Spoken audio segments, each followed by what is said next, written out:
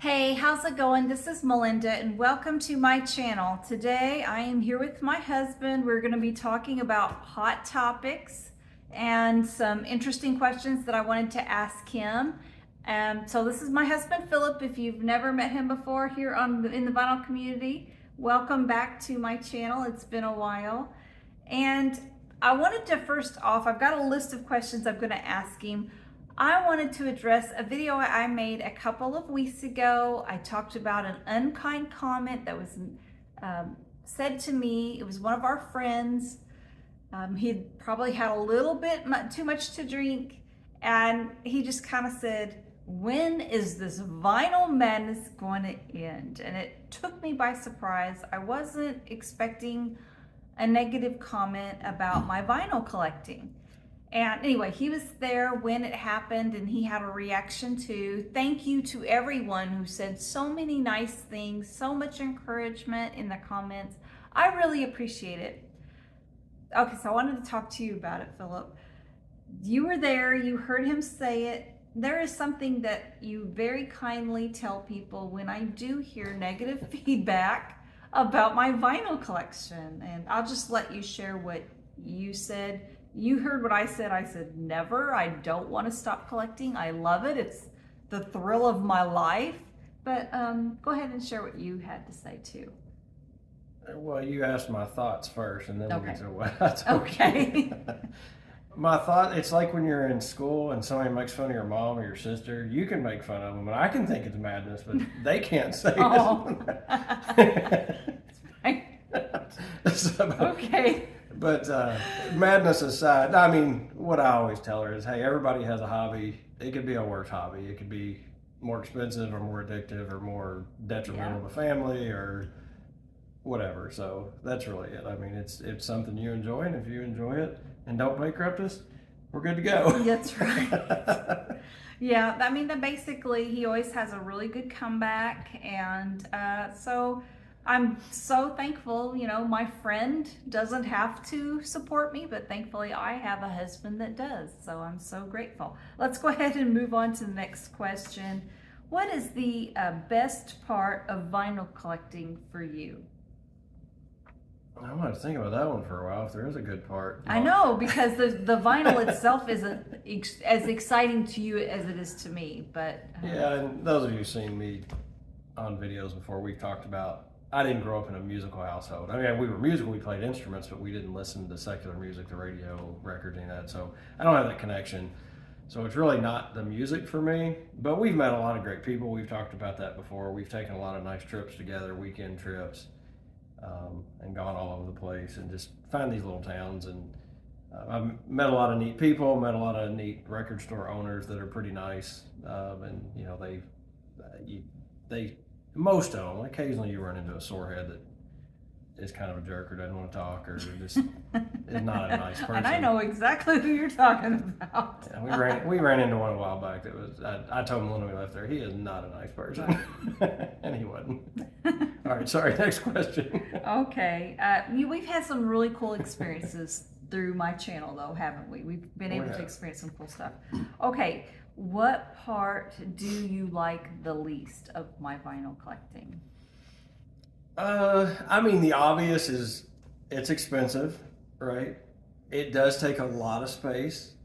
I can't imagine that I would be allowed to have a hobby that would take up as much as our house as yours takes up. there's records upstairs, over here, in the bedroom, behind us. Which is, it's fine. They're hidden, but yes, there are records. Mostly, not always. But, I mean, other than those two obvious things, I do get really bored occasionally in record stores. I mean, I can't tell you, if I could find a way to make money while you were looking at records, we'd be retired. I'm going to have to come up with turn your hobby into money-making machine for me. That's right. That's what's so amazing is while I'm flipping through records, he's, you know, a lot of times when he's with me, he just kind of looks around. He helps me a little bit. He kind of looks around. If he sees something he thinks I would be interested in, he'll pull it. But for the most part, he's just kind of there. So I really appreciate that. Just meandering around. Okay, so the next one. Okay, what band or artist do you wish I had more of in the collection? Is there a band or an artist that you really like and I don't have a lot or anything? Really? Is that a serious question? More of? Yeah, I mean, yeah, what do I need more of, Philip? Nothing. To be honest, I don't need, there's no band or artist you wish I had more of. I've always told you don't buy a vinyl record for me because Right. I'm not going to be home by myself, pull a vinyl record out and put it on. If I want to listen to music, I mean, I drive a lot for work and different things, and I'll do it. I'll listen to it in the car, or even at home sometimes I'll stream. I won't pull a vinyl record out for myself. So there's nothing I wish you had more vinyl of. Okay. What about when I or I buy a record? Is there a certain band or artist where you think you don't need more of that in your collection? Is that the fifth question? Well, the next question is, what band do you wish I had less of? Yeah, and you told me to pull a few records for my answers. And I really should pause here and let the audience who's seen me on a video before answer. So in the comments, type what I'm going to say because you guys know what I'm going to say. I've got 2 or 3 here. Oh. Kiss. Oh. It's like fingers on a chalkboard. You all know that. Bob Dylan, great songwriter. Couldn't carry a tune in a bucket. But there is something Bob Dylan does that you're on board with now, right? I don't know. Is there? Yeah. Okay. He is now in bourbon. Oh, this is true. He does a bourbon. I don't think he has a lot to do with it, but his Heaven's Door is a Bob Dylan bourbon brand. That's correct. Yes, so he doesn't like the music or the voice or anything like that, but he can get on board a little bit with the Bob Dylan Heaven's Door bourbon. Yeah, the last one we have is pretty good. The 10-year aged one. It's actually pretty good. I didn't like the regular just 45% alcohol one. The regular wasn't my favorite. This one's pretty good, the 10-year aged. It's really good. Good. It's really good. Yeah. Okay, so he finally Bob can Dylan fan. Hey! All right. Woo! And here's the Bob Dylan. So here's another question for you. What is the weakest link in our stereo equipment? I've gotten the new turntable. I've gotten a lot of different things. What's the weakest link? I don't really think there's necessarily a weakest link. I think you have one piece of equipment that outclasses the rest of your equipment. The turntable. And that's your turntable. She has a Rega Planer 8. And the cartridge is pretty awesome. And the cartridge, the Affetta 3. Mm-hmm. And that's probably above everything else you have. Definitely. Everything else is pretty equal. I mean, I would say if there's anything next, probably your your preamp, the phono stage, could probably be upgraded to get a little bit more and match better with your Planer 8. But after that, you're into speakers, you're into amps, and you've got some pretty good speakers. You've got, in my opinion, especially for the price, a really good amp. And if you go above that, you're going to start spending a ton of money. And wow, is that a money pit? Yeah. Once you start getting into the audiophile and the snobby stuff, you can spend tens of thousands of dollars pretty easy. Yeah, I don't want to spend tens of thousands of dollars ever, I don't think, unless something changes drastically. And I mean, honestly, I think your system sounds great, but it does. Would better speakers make a difference? I don't know. It would be interesting. I don't know. It's either we have decent speakers, SVS Prime Tower speakers. Yep. I'm kind of wondering if maybe doing an upgrade there would make things better. We'll see. I don't know. That's just something I wanted to ask him. Okay, so name a very popular band or artist with the least amount of talent. All right, I have to do this for Melissa. Okay. You know what I'm going to say? Oh, no. And I'm really just kidding. I don't think she's non-talented. But while we're on it, if you want to do worst hairstyle on an album cover ever, this probably and yeah, that's not the best picture. Our daughter absolutely just cannot stand Taylor Swift. She just fingernails on a chalkboard for her. Yeah, for some reason she's just never been into Taylor Swift. So yeah, I can understand. I think she's a good songwriter, a decent singer and performer. I don't know if she is worth as much as everybody has made her out to be. But yeah, I can understand, and I'm sure our daughter will really appreciate two you more. saying that. Oh, okay. That was a joke. Oh, For Melissa. oh, okay. Oh no. Yoko Ono? Oh, Oh, come on. You remember that song we heard of her like yelling and screaming and screeching the whole time? I mean, give me a break. There's no talent there. The only reason she's ever had an album is because she was married to John Lennon. Period.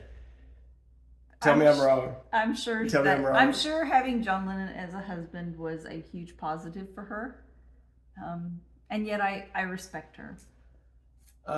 And this question really isn't fair. You know, what was the question? Okay, so the What's questions the were popular band. I mean, there's a lot of. the least amount of talent, and then You're gonna be mad at me. A lot of people are gonna be mad at me, Ooh, but I Metallica. do not like that guy's voice at all. I don't think it's not Interesting. not my gig. And then one you don't have a record of. I don't know if he actually made a record on his own, but for a while he was on everybody's album. You remember that? Oh. Pitbull. Oh my gosh. Yeah. He was. Oh, that guy. Yeah, in the early 2000s, he was everywhere. Hello, Miami. Yeah, he was kind of annoying. Yeah, I understand that. Yeah, so Okay, Pitbull. that was a good answer. Okay, so an artist you think is really talented? Actually, I don't think you had. Oh yeah. What did I do with it? Oh, I must not have found it. So there's several. So I'm not really into a genre of music or a particular artist, but there's certain songs I like. And I kind of go across genre from jazz to Christian to pop to rock to classical and jazz, and I just like a lot of different stuff. But there's a few out there that I do really like that nobody's probably heard of, so I did pick one everybody's heard of. But there's an artist named Plum that's a Christian artist that I think's amazing. I don't know if she's still making albums, but from when I was younger. There's a band out right now called First Aid Kit. There's a few songs of theirs I really like. And then there's an artist named Finley that I like. There's a couple songs. I don't even know that, so. And then if you want to look at raw talent, especially, and we've talked about this once before too, I think we saw Kelly Clarkson in concert, and whether you like her music or not, that girl is flat talented. She's a great I mean, she can singer. get out, and she did a couple parts a cappella, and I mean, I think she's actually probably pitch perfect. Yes. And just super talented. She is. She's an unbelievable singer. And the funny thing about your last two questions, so you basically said who has less talent than they get credit for, who is really good. I went and just searched the internet just to see if I missed anybody, because you can't just think of it. I'm not going to look through your whole collection, but it's funny because people's opinions are so polarizing that a lot of these people are on the same list. So you'll see Bob Dylan on the worst, and you'll see him on the best. Or different people. You'll see Kurt Cobain. People are like, oh my gosh, that dude wasn't talented. He can't sing, and then he shows up on the top 200 voices of all time. And you're like, oh my gosh. People get so emotionally attached to the music. Yeah, and that's true. We all have our strong opinions about music. Yeah. We get emotional, and if someone else puts our band down, we get kind of upset. And that just means I'm the perfect judge of whether somebody's talented or not, because I have no emotional attachment. Right, you don't care. So my opinion is the most important. That's right. Listen to him, because he knows. All right. I guess the next question was, what album would you love to see as the next One Step? Like a One Step by Mobile Fidelity album, like your dream record. If you could pick anything, what would it be? Well, this was another tough one for me because, again, I would never buy a vinyl record for myself. But if I went back to what means the most to me, what did I actually listen to? And this won't surprise you or anybody on here probably, but U2, The Joshua Tree. Yeah. And I don't know that a One Step, because you've already got a box set of it. Yeah, but I really like to see what Krieg Wunderlich could do with U2. I think they could do the whole series. So great. This is probably one of the only albums that I can tell you when I'm listening to it what the next song is going to be. I know it front to back because this was the first album I bought with my own money when I was in high school, and I would listen to this every day after high school just to escape life. I would go crank this in my bedroom and just get away from it. I probably played this every day for a year or more. So U2, The Joshua Tree, a One Step. and you would be maybe mildly excited about it, right? Now they have done, Mobile Fidelity in the past has done some YouTube titles, or The Unforgettable Fire. I don't know if they've done others, but yeah, I agree. That would be a very exciting title, and I would love to see them get a hold of the YouTube, or I would love to see them get a hold of the whole YouTube discography, pick out the most popular albums. I wanted to show a couple that I would like to see. I would love it if I could see Mobile Fidelity or just somebody get a hold of Led Zeppelin and do them right, make them sound amazing. I would buy all of them, including Coda. If someone would get in there and do proper reissues that sound absolutely incredible. And this one also wouldn't be bad. Tom Petty and the Heartbreakers have some audio file. There's some really good sounding Tom Petty records out there, so this isn't a have to. But I wouldn't be upset if Mobile Fidelity or Chad Cassim at Acoustic Sounds or somebody like that got a hold of Tom Petty and put 45 RPM or just something that sounds absolutely amazing would be great. So my dream is coming true. Van Halen is coming. So that I don't have anything to complain about. So my next question is, I wanted you to share a story about a record, something that means something to you, a memory from the past, that when you see a record, you think, this brings back wonderful memories. Well, we already shared a little bit about U2, just because that's the first album I bought, and it was just kind of an escape for me as a kid. But I also picked and I don't know that the Who actually did the album matters. It's more Rhapsody in Blue, a Gershwin. This was my dad's favorite. He passed away a few years ago, and like I said, we didn't have much music in our house, but this is one actual vinyl album we did have in our house, and he would put it on. And this was his favorite classical album. It's a beautiful record, yeah. So for me, share a story about a record. I don't have it with me on hand, but well, actually, here, I'll just show this one. This is just a 45 RPM of a single, Paul McCartney's Take Me Away. It was around this time of year back in, I think, 1982, in the early 80s, let's just say to be safe. Take It Away was a huge hit. And when I was a kid, and probably the same for you, Philip, we didn't grow up as wealthy kids. We didn't go on extravagant vacations. I never even got to go to Florida till I was an adult. But in this year, our youth group trip got to go to Opryland. It was a theme park in Nashville, Tennessee.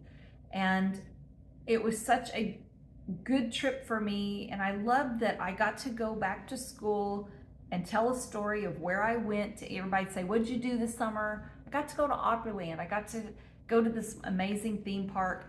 I can remember on the way to the theme park and on the way home, listening to Take It Away by Paul McCartney. It was a huge single at that time. And I just had such a great time. That was my summer trip. It was wonderful. And still to this day, when I am at an antique store, when we go a lot. We love antiques. I also like looking for records in antique stores. But if I see something, because Opryland no longer exists. They closed it up, put a mall there, which disgusts me. I like shopping, but I'm so disappointed that Opryland, the theme park, is no longer there. They tore down Paradise and put on a parking lot? That's exactly what they did. But if I see something that came from Opryland theme park, because that was the cool place that I got to go a few times while I was a kid. So it just means something to me. When I hear Take It Away, I can still go back to my childhood and remember that trip to Opryland. So anyway, that's just a really good memory for me. And finally, this is the last question I want to ask you. Where do you think the future of record collecting is going? What do you think's going on right now? I know the economy's kind of things are kind of, the idea of paying a lot of money for records isn't what it was during the pandemic times. Things have changed and shifted a little bit. Where do you see it going? Well, before we do that, she made me wear my Riverband Records yes. shirt, my matching.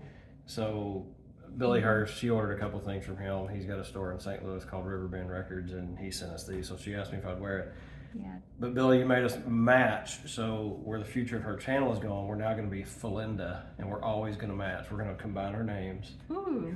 Okay. And we're always going to dress matching. Okay, that would be interesting. But thank you again to Billy and Tara, his wife, at Riverbend Records. They did send these beautiful t-shirts our way, and I really love them. They're very high quality, so if you ever order anything from Riverbend Records, make sure you get a t-shirt along with it. So, okay. Well, let me pull my crystal ball out. Where's the future of, I know. Everything comes in trends and waves and ups and downs. And if I have to be honest about it, I would guess this might be the top of the peak through the pandemic. People collect things for nostalgia. So if you go in record stores, it's things from people like age 40 to 60. They know that people are looking for things from their childhood. And so a lot of people in that 40 to 60 to 70 year age group, they grew up on vinyl records, so they're nostalgic for them. And I think that's what's driven most of this resurgence. So if you look at, yes, there are younger people. There's, a group of younger people that even travel together in the vinyl community. And, there are a few younger people.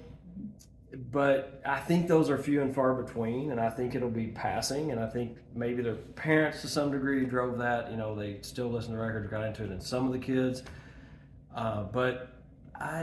Everything has its time, and just like 10 toys had its time, and then they dropped, and then they researched because people collected them because it's nostalgic. I think the same thing will happen with records, and I think it'll drop quite a bit. I think it will flatten out. I don't think they're going away. No. But I don't think the demand's going to stay where it is today. So I hope the record companies that are investing do it wisely and don't overinvest like you often see in surges and trends. But that's my opinion. Yeah, and my hat's off to the youngest members of the vinyl community. They just had a vacation. Marican and Jenna and I'm blanking out on their names. Dylan and Emma. I believe they just had a wonderful trip, and it does make me happy when I see that these younger people are buying vinyl. Do I think a ton of them are going to continue? I don't know, especially not the kind of records I buy, because I'm older and things are more sentimental to me that aren't going to mean as much to them. So yeah, I agree. I'd like to think vinyl records, if for nothing else, the sound quality alone is going to keep people interested. And I also think that there's just going to always be originals and certain limited editions that sound amazing that are always going to be in demand. But a lot of this is probably going to fall back. So it really needs to be just something that we love to listen to and that we enjoy, and not an investment. Do you think that's safe to say? Yeah, definitely. I never buy records as an investment. I buy them because I really think I'm going to want to listen to, enjoy listening to them, and hopefully for my entire lifetime. So, well, thank you so much for your insights, and I appreciate you coming. So insightful.